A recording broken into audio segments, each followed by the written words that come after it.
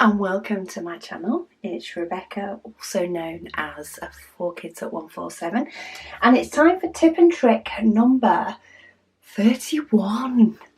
We're at 31. 100 still seems so far away, but we'll see how we go. We're getting there. So today's tip and trick is in relation to a double-sided painting that you may get. So I've pinched this one, borrowed. It is going back.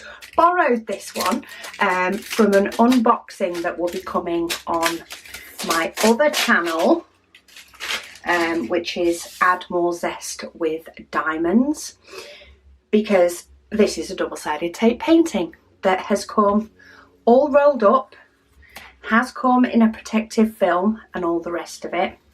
But this is how you can help to store double-sided tape paintings into your normal stash.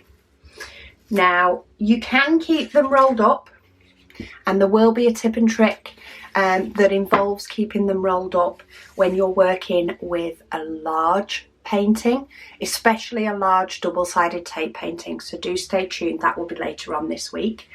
But if you store your paintings hung up in any way, so for example, these are some of my square paintings, I store them hung up, and this is quite a simple tip and trick, has been out for a while, about how you can get your paintings to lie flat so that you can store them flat, whether that be hung up on a hanger or whether that be in an art folder. So this one is quite tightly rolled, so you can sort of loosen it off the roll. So this is easy whim. I've included some bits and pieces in here, but as I say, there will be a full unboxing on my other channel. But of course, even when you unroll it, you end up with, you know, it not lying flat. Basically, it doesn't want to lie flat with the tape. So it's quite simple with a double-sided tape. If you start getting the corner, it's kind of advisable to start just peeling it up. Now, sometimes these are sections, so you will need to do it in multiple sections. But to just start peeling the cover off, don't let it get all the way to the end, because you don't want to take the whole thing off, because it never lines up right. How much more have I got to go? Not a lot. So I'm going to peel it as far back as I sort of can. I've still got a section here that's flat, and I'll deal with that side in a minute. But then just push the paper back on, preferably the right way. Push the paper back on and just let it fall back where it wants to go, and then do the same on the opposite side. So you can do this in two halves. You don't have to do it, you know, quite a long gap and then the other gap, and then just push that back, and there you go. You have your diamond plating flat, ready to hang. Quite simple with double-sided tape. In relation to getting it flat, this part will just flatten by itself. This is the part without glue. That will just flatten. You can put it on a book or something else, but quite often by the time you hang it up with your other diamond paintings, the other diamond paintings will help it to lie flat. In turn, if you do put them into a folder with other diamond paintings, just sit them on the top and they will do the last bit for you. But yeah, very simple, from tightly rolled to flat, ready to work on if you're working on it straight away. If not, it's ready to go into your stash for when you are ready to work on it, which sometimes can be years, depending on how many diamond paintings you've got. But as long as you enjoy the process and you enjoy the shopping, what does that matter? So yeah, that is my tip and trick for today. It is one that has been around for a while, but there are many newbies. So there will be a few that don't know about that one. But stay tuned on my recommendation for working with double-sided tape paintings that are big, because that does change things a little bit. And it's time for tip and trick number 32. I do need to keep checking my numbers recently. Tip and trick number 32. So the last tip and trick, number 31, I did tell you how to get flat a diamond painting that has double-sided tape. So they tend to be the ones that come with the opaque cover. If it's got an opaque cover, it's double-sided tape. If it's got a clear cover, like this one, for example, that is poured glue. Tends to be the general rule. There are a couple of different types of glue, but they tend to be your two. Otherwise, it's something that a company makes a fairly big deal about it being different. Now, for a smaller double-sided tape painting that you are going to hang up or store flat in some form or other, it is best to use my last tip and trick.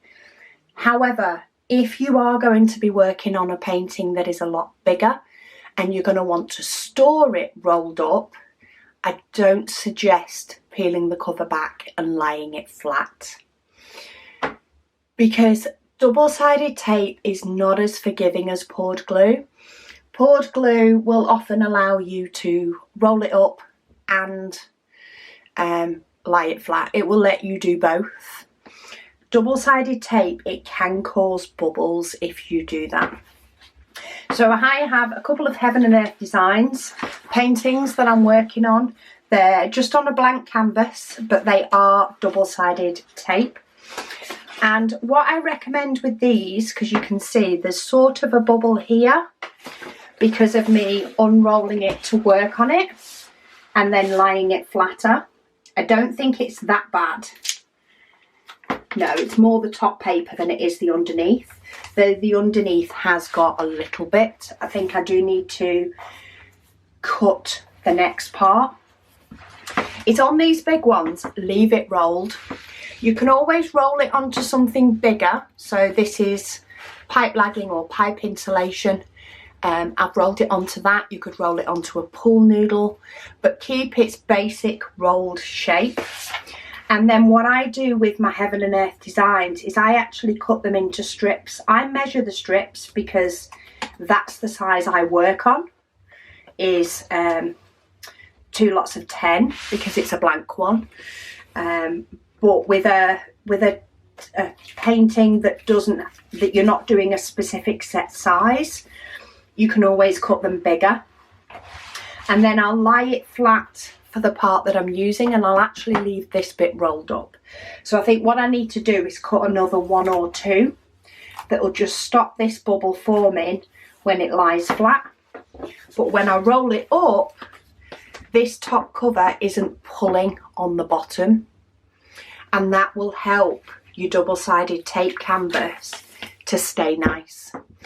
If you tend to store your paintings rolled up, then your double-sided tape ones, by all means, peel some back, check your symbols are clear, but don't unroll the whole thing, or at least not hugely unroll it. Let it keep its basic roll shape, even if it loosens just a little bit, for you to store it. And then when you're working on the painting, if you do work on a big table where you'll lay the whole thing flat, then peel off your backing tape to lay it flat. But I don't recommend with double-sided tape that you unroll too much of it. If you can get away, if it's something that you're going to roll and unroll because you're working on it, then I do suggest cutting some lines in your paper. This does still meet up. It's because I've not put that one back right. It does normally still meet up in the middle when it's pushed down, but it just allows it that breathing room to stop you getting bubbles in it. I have got a couple of bubbles in here that have appeared. Not huge, but if I peel it back, there's only some tiny ones. There's a little bit of one here. You can sort of see it a little bit more on the edge there. It's not so much a big pucker bubble, but it does just need a little bit of a flatten down, and that's because I've stored it flat and then rolled it up again. Whereas if I cut another couple of strips in these, like I have done here, it then won't bubble up underneath. Even where there's that crease there is nothing wrong with the canvas itself. The canvas has been allowed to, or the glue's been allowed to stay where it wants to stay, even though this top cover is moving lots. So that's my tip and trick for big ones, because the likes of this Heaven and Earth design that I'm working on, this is in and out all the time. It gets rolled up, gets rolled flat for me to work on a little bit, and gets put away again. And apart from a very tiny one, because I've not cut my lines enough, it's perfect underneath all the rest. So I hope that helps some of you that are working with double-sided tape on big canvases. And it's time for tip and trick number 33. Now, this isn't for everybody, but at the same point, there aren't rules with diamond painting. And sometimes I feel like you need somebody to tell you it's okay when you're new to the craft, for you to actually start thinking, do you know what? Yes, that would work for me. So I've decided to include this one in a tip and trick. If you've been watching my channel for a while, you know I do this all the time. I do this a lot. And that is, you don't need to just do one diamond painting until it's finished. You can, if that's your personal preference, but you don't have to. I tend to often have, not including my Heaven and Earth designs because they're monster year-long projects, a few years long projects, but otherwise I tend to have a minimum of 2 diamond paintings kitted up at once.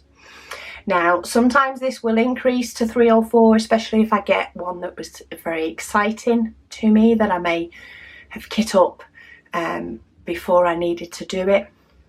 And of course, there'll be some that will be a crossover. Because I do videos on my kitting up and stuff, sometimes I'll have a painting kitted up ready to do next. But I tend to like to do I normally do or flip between 2 diamond paintings. One tends to be a large diamond painting and one tends to be a smaller diamond painting. Now, sometimes I will add a third one into the mix depending on what I want that mix to be. At the moment, my 2 paintings that are on the go are a nice mix.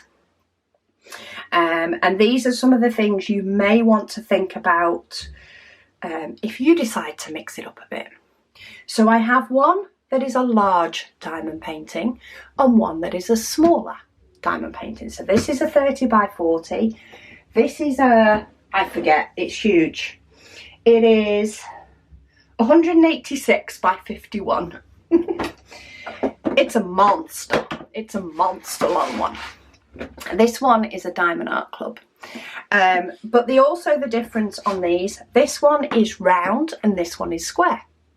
So if I like to work on both, which I do, I seem to change what's my favourite. I think if I do too many square, I want to do a round. And if I'm doing a lot of round, I miss doing a square. And sometimes that's how I like it when I have a square and a round on the go. It's not always the case. Sometimes the smaller one is also a round. But if I was making a conscious decision all the time, then one square, one round is quite nice. If you're new to diamond painting, you've only ever done round and maybe you want to try a square, then maybe add it as a second painting. It'll take a little bit more thought process to move to a square if you've not done them before. And there's no reason for you to have a painting that takes a little bit more energy or a little bit more thought, i.e. because it's a new way of working. There's no reason to keep going on that painting and in effect push through the pain, not physical, but push through it and take the enjoyment out of the craft. You may have a painting that, you know, you want to get done for a particular reason, and you know it'll look amazing when it's finished, but it's not super enjoyable to do. Mix that up with a painting that is. So always think about those sorts of things. If you're finding, you know, that you get a little bit stuck, maybe you're working on a large painting like this one that you absolutely love and it's amazing, but you're getting a bit bored, like you want to do something a little bit different. And that's why it can be nice to have one large and one small on the go, so you get that satisfaction of finishing a painting, but you also get working on your big one. Quite often I would do, say, like a strip. If I had cover paper, I like to use cover paper that is 7.5 centimetres by 15, a little square. It is 3 by 4 inches. That's sort of my size. I sometimes would like to do a full strip on this, and then I do a full strip on my big one, and then I do, so this one still gets finished before this one does, but I'm getting to enjoy both. Also, this painting that I've currently just kitted up, look at that black. That is black. That is a lot of black. Where's my logbook to show you the picture? Because I cut it off the actual diamond painting itself to put it in my logbook. Now it is stuck on with washi tape, so you can't see the whole thing, but you get the idea. All of this under the washi tape is pretty much black, apart from a little bit of his sleeve. So there is a bucket ton of black on this painting. So it's very, very blocky. And sometimes that is exactly what my brain needs. I need to be able to just tip in a colour into my tray and not really have to think. That can be what my brain space is in, is I want to diamond paint, I want to relax and enjoy that dotting. But, you know, I'm not in the mood for confetti or for something that, you know, that I'm tipping the diamonds out and putting them in. You know, I might be watching the telly while I'm doing it. I might be listening to a book, you know, and I'm a little bit more interested in listening to my book or watching the telly while I'm doing it. So therefore, to eliminate the changing colours, sometimes I really do enjoy just doing a block of a colour.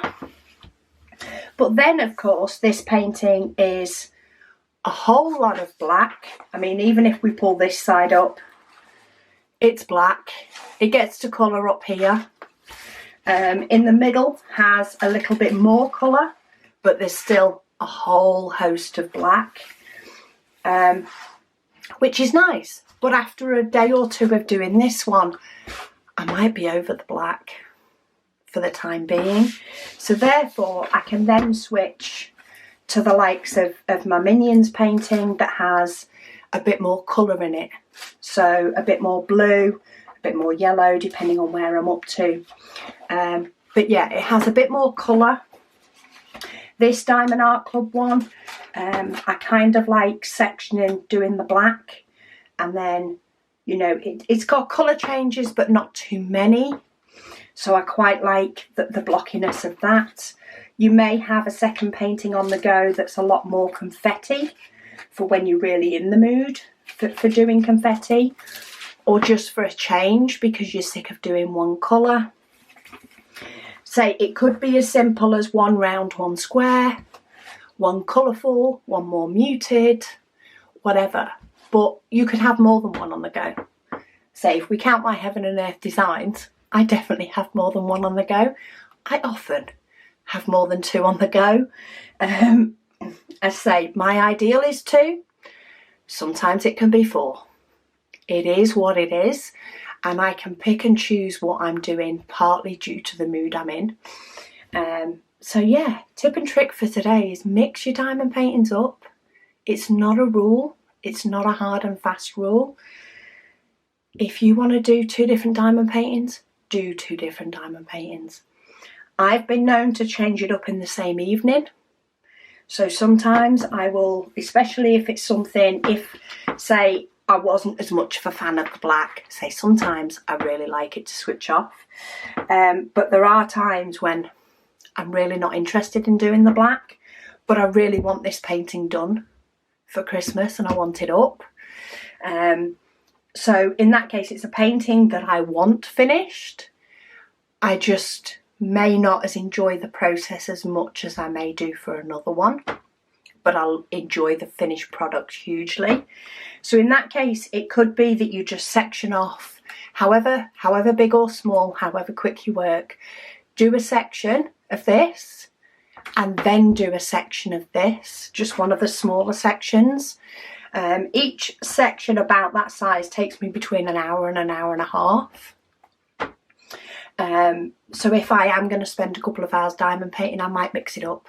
So I'll do, you know, a section of this and then I'll go, do you know what? Nah, I don't want to do any more. I'll move over to this painting. If I'm enjoying this one, I may carry on. But yeah, knock yourselves out, kit up a second painting for yourselves. You know, even if it's just one that you've recently got and it just makes you smile, kit it up as well. You don't have to, but at the same point, you don't have to just do one. Do what suits you. I hope this will help some of you to maybe give it a go. I really enjoy the process. Say, I'll have some days where I'll do nothing but work on one. But then there's other days I'll actually flip between two of them in the same evening. I let my mood decide.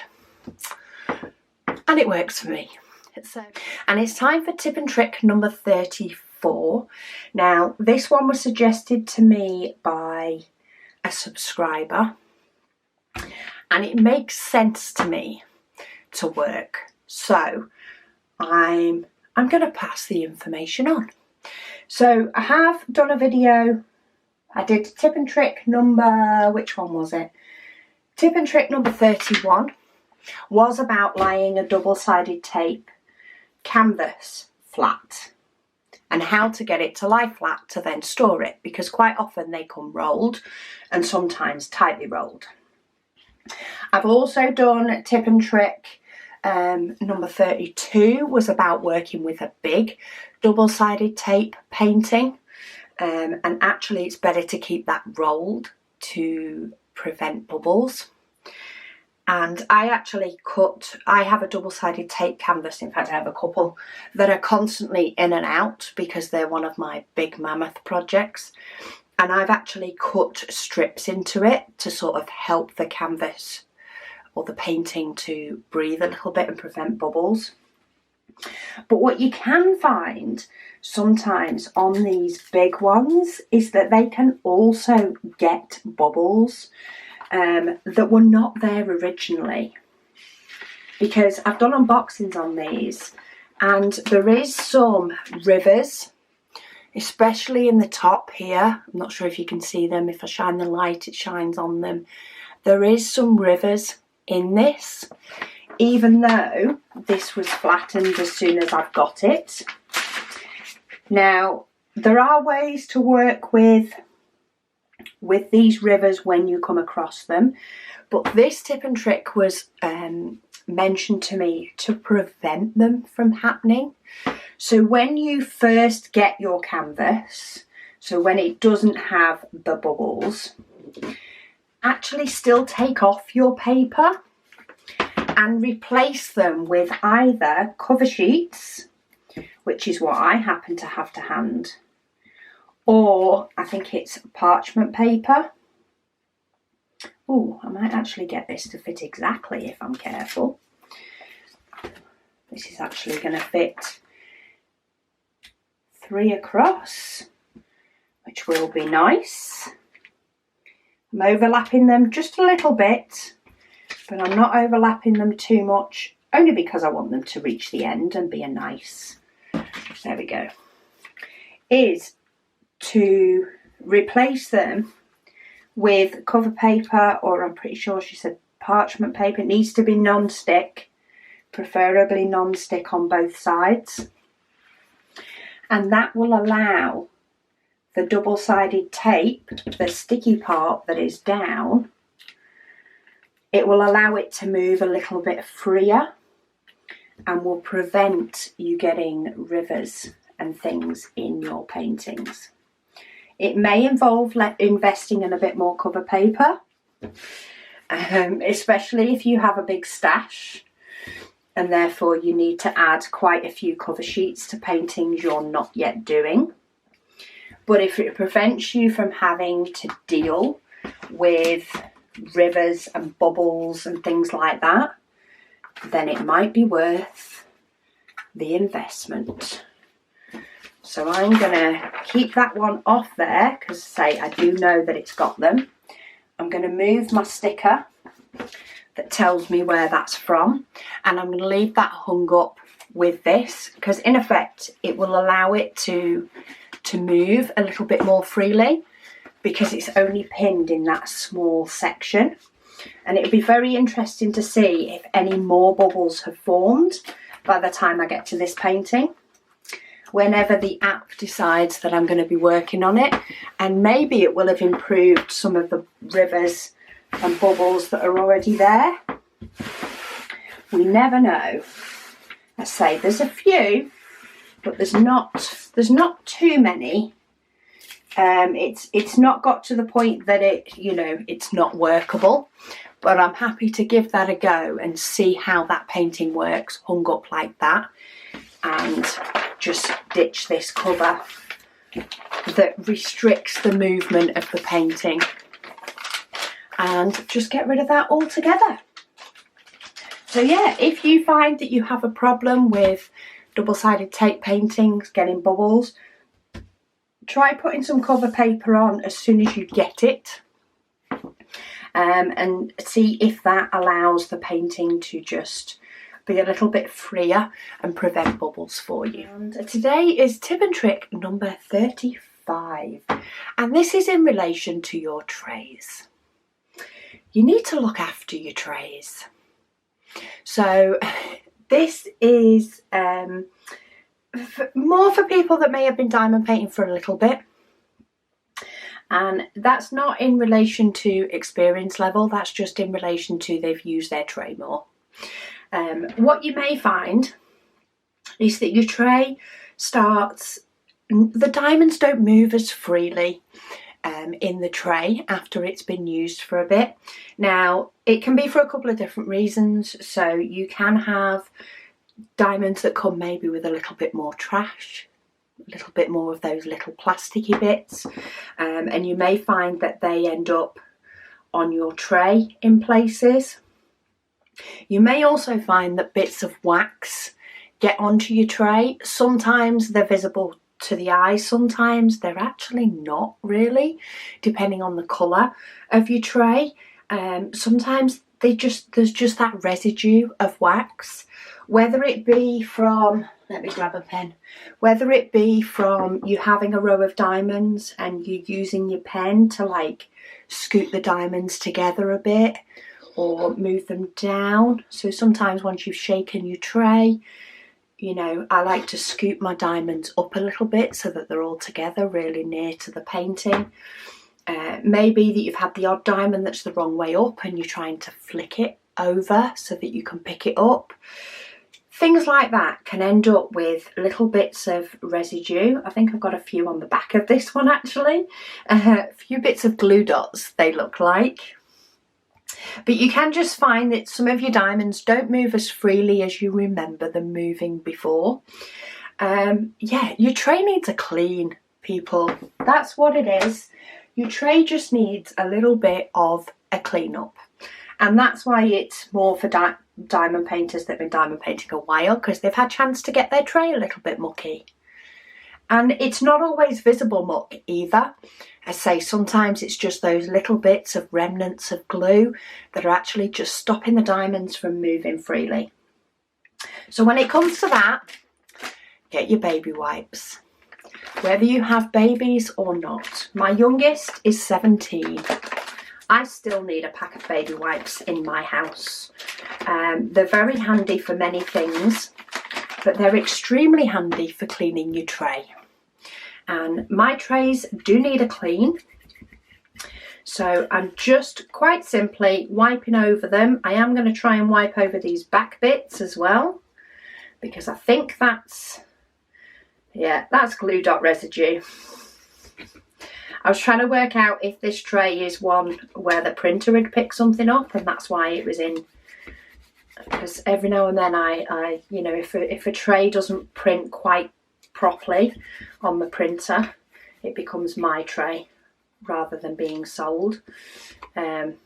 This one's got a little tiny yellow residue from yellow filament, so it became my tray.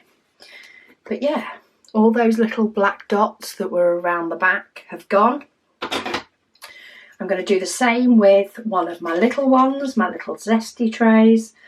This one's not been used as much, but while I'm here, while I've got a baby wipe, I'm just going to give it a clean, let it dry, and that's it.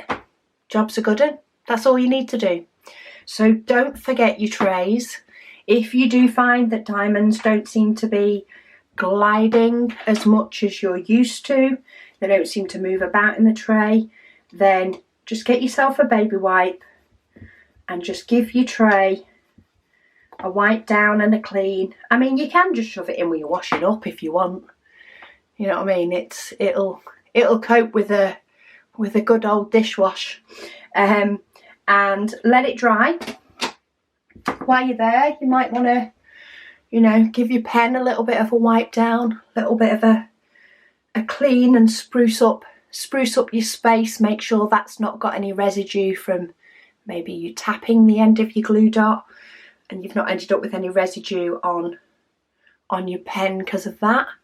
But yeah, today's tip and trick: give your space, your diamond painting space. And I'm going to do a little bit of my table while I'm here, because I've just spotted some of it is, that one is a scratch, but the other bits weren't. Yeah, spruce up your diamond painting space. Give it a little bit of a clean up of your trays and your utensils. Let them dry, and you'll be back to your diamonds going exactly where you want them to. Cross fingers, and make that process just a little bit more enjoyable. It's time for tip and trick number 36. Now, many people have recently maybe experimented or started moving to the likes of glue dots in their pen, in their diamond painting pen, just to help with that tackiness. But you know, I do recognise as well that there is the good old-fashioned trusted wax, which some people still prefer, some people use both. So today's tip and trick is in relation to that wax. So often, not always, but often the wax comes like this. So it comes with a little square. It actually has a cover on the top, a little clear cover, and a cover on the other side as well. And that is to help try and keep the wax moist. It's that word, isn't it? To help stop the wax drying out, maybe that's better. And to enable it to be popped into your pen and used. Now, I have a piece of wax here that I've actually been using. This is a square piece of wax. This is probably 2 years old, this piece of this wax. I have recently moved to the likes of glue dots, so I'm not using it as much, though I do still use it on occasion. But my tip and trick for today is in relation to helping your wax, one, either last, or second, to just not dry out. So some companies already send you the wax in a pot. So we have some blue wax here with a little thank you. We have another blue wax here in a pot. Comes with its protective films that you need to take off, but your pot's ready to go. You can also buy some, or some kits do come with wax in the likes of a macaroon pot. But one thing I do recommend, if you're just starting out, you're using wax, you like the wax, you want to stay with the wax, then I do recommend popping wax into some form of a pot. So this pot was recently gifted to me. I think it's something that can be used for makeup, it can be used for tiny rhinestones, it can also be used for the likes of holding wax. If you have, an old makeup container maybe that you finish using, wash that out and use that. And I do recommend taking both sides, so both clear sides that help to keep the wax, ready to use, and popping your wax inside a pot. Now you can always put a couple of layers if you like. I like to just use the one because I find when I then push a fresh pen tip into that, I just dab it in 2 or 3 times to refill. And as you can see, mine gets a bit bitty as it goes along when I'm topping up pens.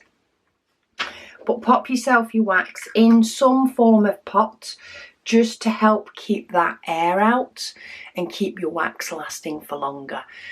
There will be a point you will be swimming in wax. You don't necessarily need to keep it all. You can always just use whatever comes with the kit that you get, and you'll get plenty of wax in your next kit. But I think there's a little bit of waste not, want not, and the pots are pretty. So if you do use wax, try and keep your wax in a pot just to help it, keep it not dry out. I'm trying not to use that word. So just to help your wax not dry out and make your diamond painting process nicer and easier while using that wax. So a quick little one today, one that probably many people do already know, but I'm sure there'll be somebody out there that it will help. It is time for tip and trick number 37. So this is in relation to a kit when you are kitting up. So you've got your diamond painting you want to do, you pull out your diamonds, and they could come in a few different ways. So some kits will come with diamonds, for example, in baggies. And that's great. You tip how many baggies you want into your pot. For example, the likes of bigger numbers, you might not be able to fit them all into your pot. If, say, you use, let me grab one. If, say, you use the likes of a round pot, they're not all going to fit in there. These probably will, but these won't. If your diamond painting kit comes in bags, then it's great. You just leave the remaining ones in here and you can top up your pot as and when it's needed. The tip and trick for today is more when you have a different type of, your diamonds come in a different way. So maybe they come in these little bags that hold about 200, or maybe, what was the other one that I had hold of? This one. Maybe they come in these sorts of bags where you've got long strips of diamonds. Sometimes you might have more than one bag. So this one has got 2 number 16s, one number 17, so this one has lots and lots of bags. Now, quite often you will find that, for example, one bag may well fit in one pot. Occasionally it doesn't, and your bag's already open. So that's what can happen with these bags. You'll open it up and you'll realise that whatever storage you're using, depending on what storage is your favourite, or what storage is free, if you have multiple ones kitted up, you may find that you can't fit all the diamonds out of these bags and you can't reseal them. In turn, you may also find that, so for example, oh look, here's that white again. You have multiple bags here. Now, in the past, I have just filled up one bag in my pot and then I've kept the bags with the diamond painting ready to open the bags as and when I need them. But as we all know, even myself, who happens to have a cart that holds my diamond painting bits, you know, my pens, my trays, a handy pair of scissors, a handy pair of tweezers. The scissors is the first thing to disappear. And it will always disappear when you run out of the bag and you have to go find the likes of a pair of scissors. So one thing that I much prefer to do now, and is my sort of handy tip and trick, and it's pretty, which always helps, is to, if you've got the types of these bags, actually open them all up. When you're kitting up, when you're getting your project ready, fill up your little pot as much as you can, and then get yourself some form of bag to put the remainder in. So it could be the likes of these bags that I use. So let me get one off. They're currently on a book ring. This is actually all the diamonds for my Minions painting. They've all been opened up. I have a few for black due to the nature of the painting, but they're all got a little sticker, 310, and whenever I need to top up the likes of a pot, in fact, I need to actually top up the real pot, so let's do that. I have a little funnel, which for some reason does not seem to go missing the same way the scissors do. You can tip them into a tray and then tip them into the pot. I just find that the funnel's handy because it's there. And I just tip them in. And I sort of know what line it needs to go to in the funnel to well, close enough. It's not quite filled the pot. I'll probably get away with a few more. But that is my pot refilled. That goes back into my storage. And if there's anything left in this bag, as there is, it goes back onto my book ring. And I find that so much easier to store. These actually hang off my little cart, just on the side. They look very pretty, I think. Look, I've even got extra ABs. They look very pretty hanging off my cart, and everything is unbagged. And I find it so much easier than having, you know, a bag of little bags, especially if you've got quite a big painting with a lot of colours. So this could be my spares, and I'm like, oh, I need a colour, I need a colour, and you're either rooting through or you're pulling them all out just to find that 310 that you need to top up. And it's always the thing that you only have one bag of that you need to top up, and you're rifling through until you manage to find it. So I do find that having them in some form of baggie, whether it's something like this on a book ring, or whether you use something similar to these types of bags and maybe have them stood up in a little pot, you know, the free bags that you get with kits. Maybe you have them together. Maybe you could even use some of those little clips. You know, the clips you can get for like hanging curtains. Maybe you could use a little clip to keep hold of them, to keep them all together. Something like that, and basically get your little bags down into some form of single bag when you're kitting up. And you will find that it is a lot easier and a lot nicer to refill your diamonds when you're in the middle of doing a diamond painting and want to, of course, keep going on and dot, dot, dot, dot, dot. So that's my tip and trick for today. When you kit up a painting, make sure you open all the bags, unless of course they come in baggies and they work for you, but get all of them open and either get them into your little pots or get them contained in your section of extras, whether that be these types of bags or grip seal bags, so that you can keep all your diamonds contained, and it's a lot quicker when you're actually doing the exciting stuff.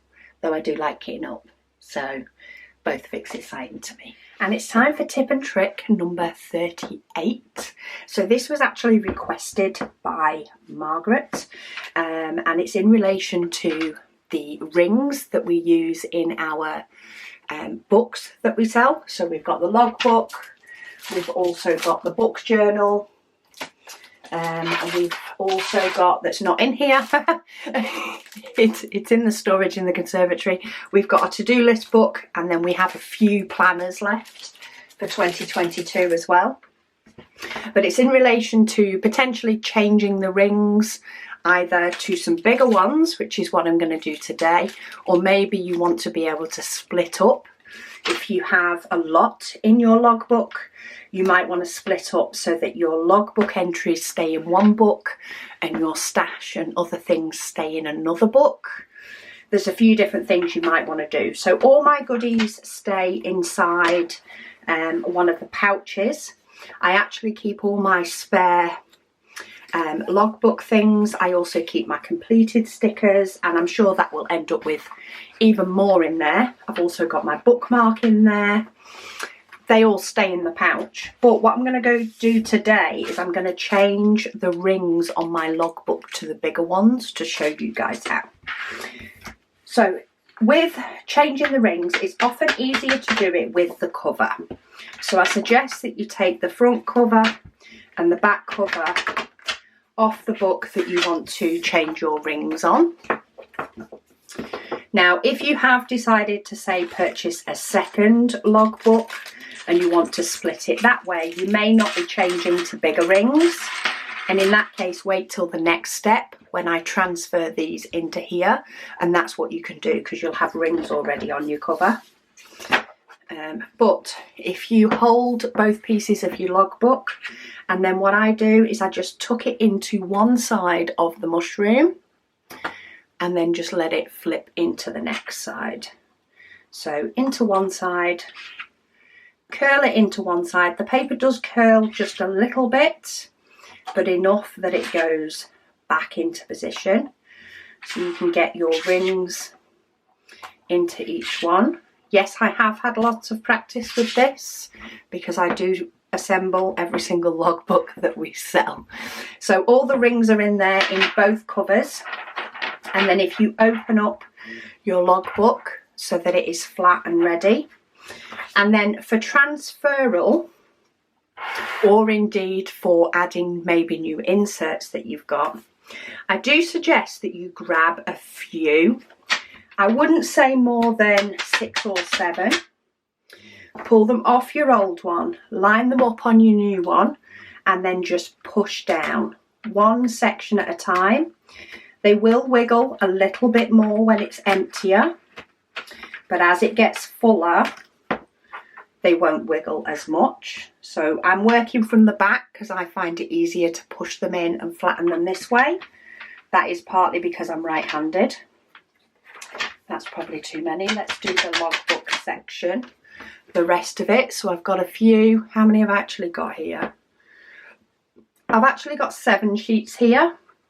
You can, I'd say, up to about 10. You can do more, but it's often not as easy. And let me just show you what I actually did in closer detail when I did that one, because as I say, I'm used to doing these, so I do them automatically. So once I've lined it up, I'm actually using this finger to hold the ring in place as I push it down, and that stops it wiggling.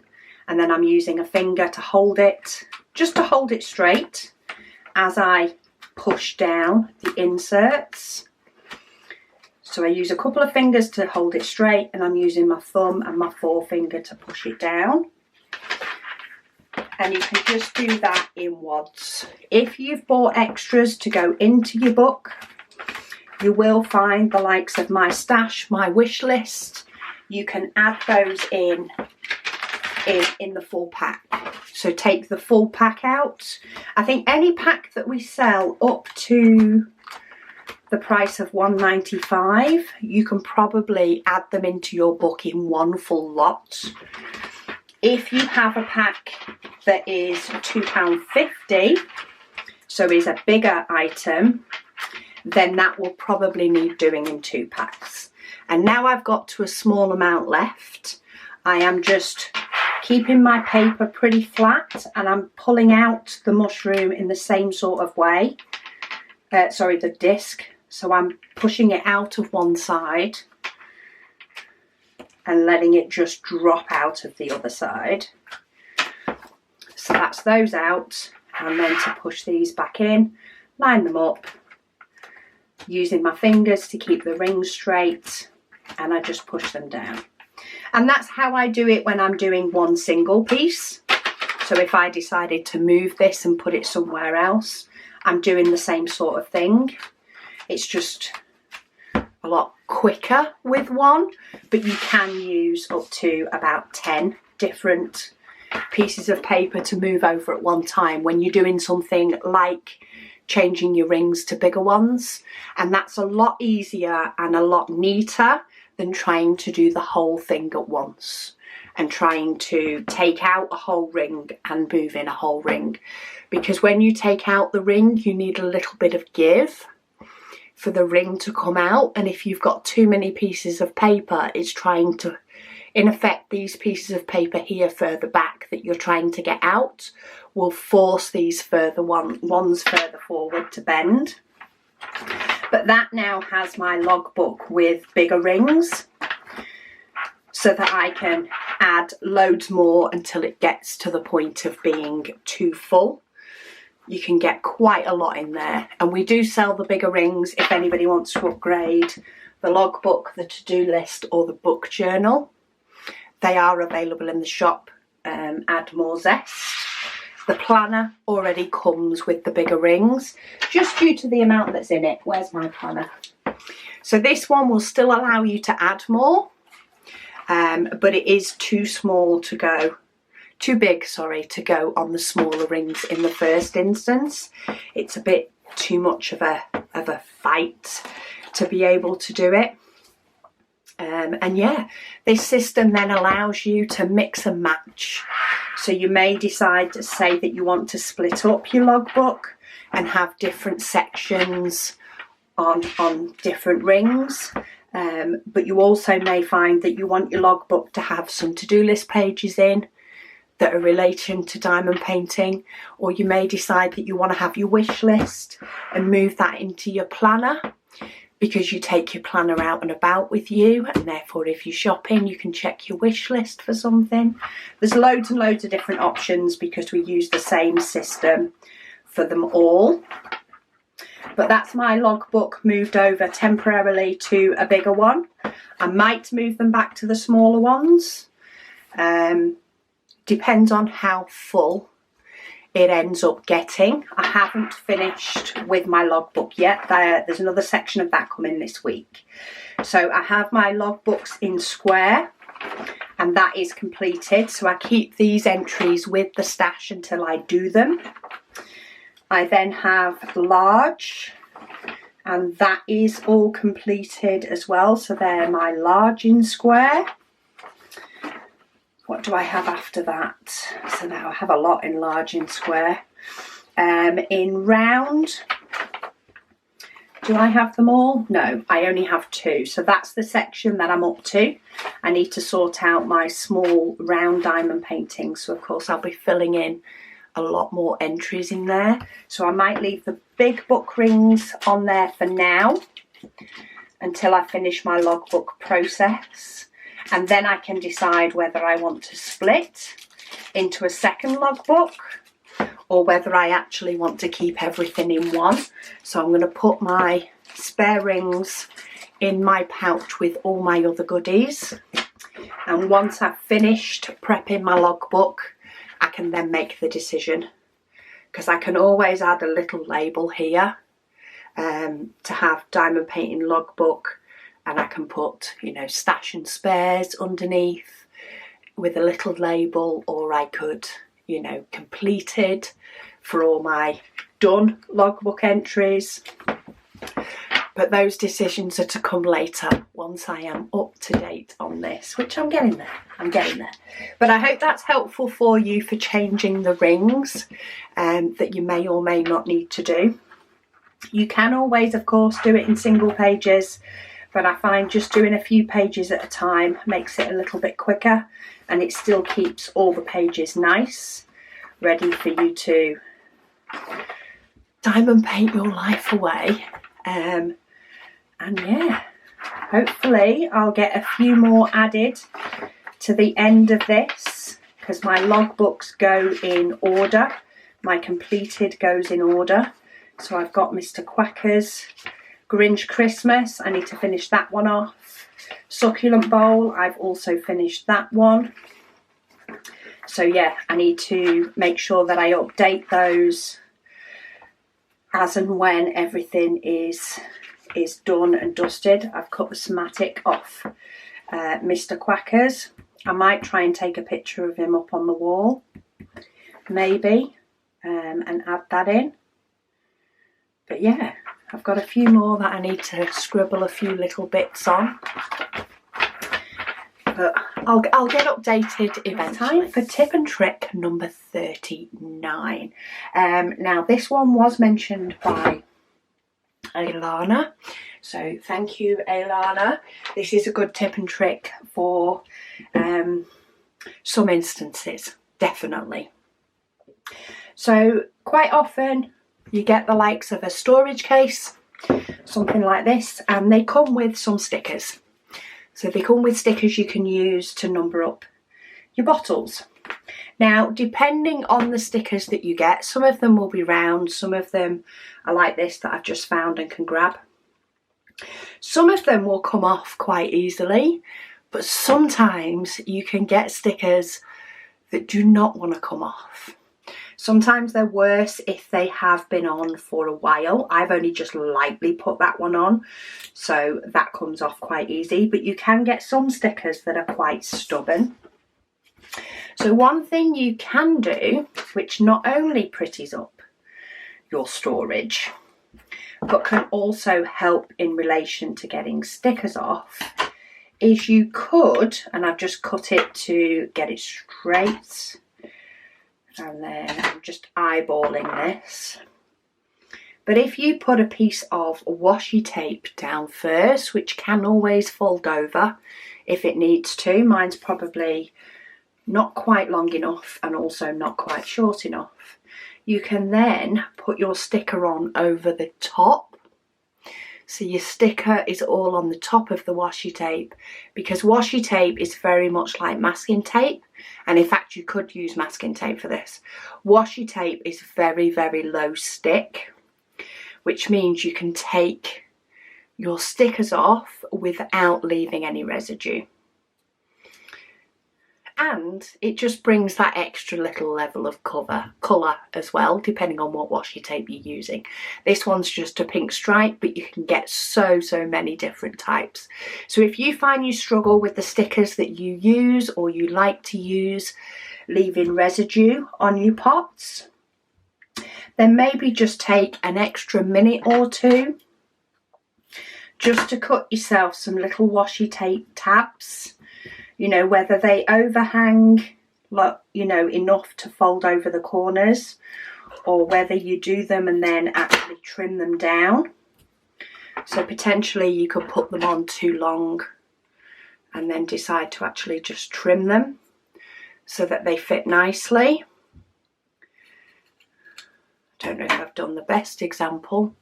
But yeah, just so that you've got a little bit of washi tape, and then what you find is when you go to pull that off, you won't end up with any residue.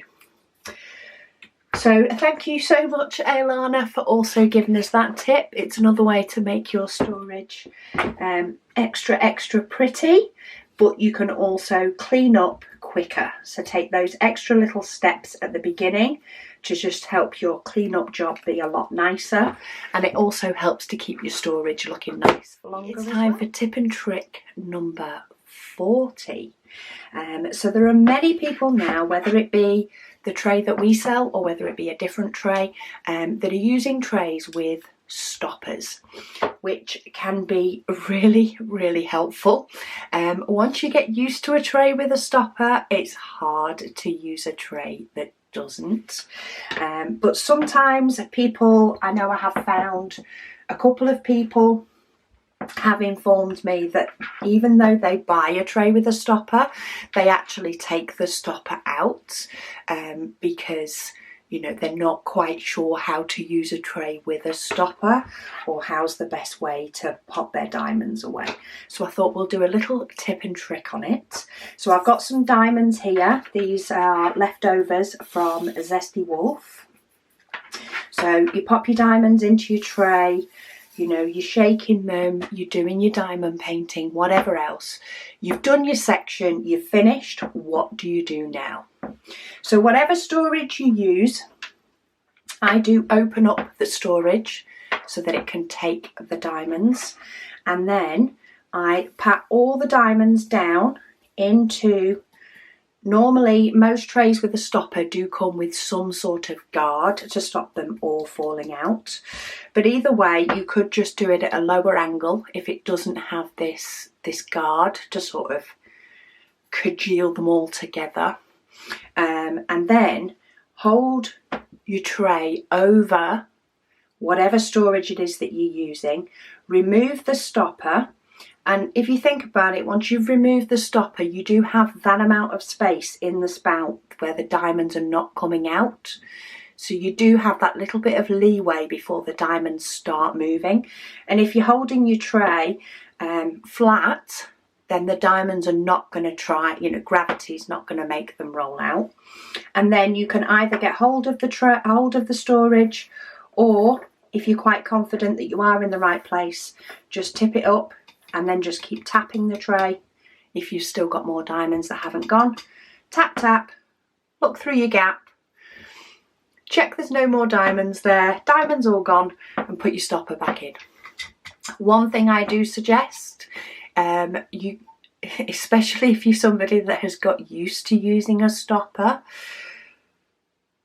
once you take your stopper out to put your diamonds away, don't put the stopper down. Keep it in your hand, even if you tuck it in your fingers because you prefer to hold the pot. Just don't put it down until it goes back into your tray.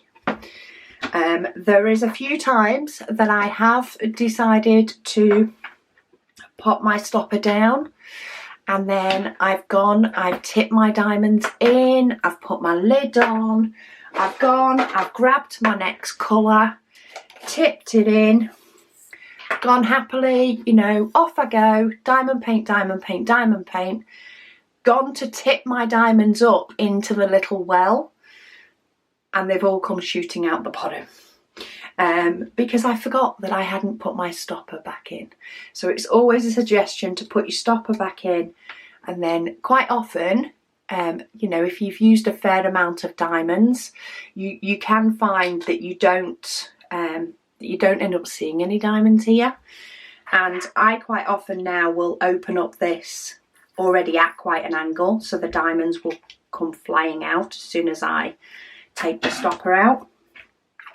But I find that they are much easier to use, much better for me to use one with a stopper than one without. And the reason being is I just don't end up losing any off the end. I can still knock the tray and I can still lose them over the sides. It has been known for me to jump when hubby's watching a certain film that makes a loud noise. But yeah, if you end up using a tray with a stopper, that's the easiest way that I find to put the diamonds away into your pot. But I think the major takeaway from this is don't put your stopper down unless it's in your tray, because as soon as that habit is formed, it can make a mess if the stopper's not in there. Anyway, thank you so much for watching, and I'll speak to you all again soon.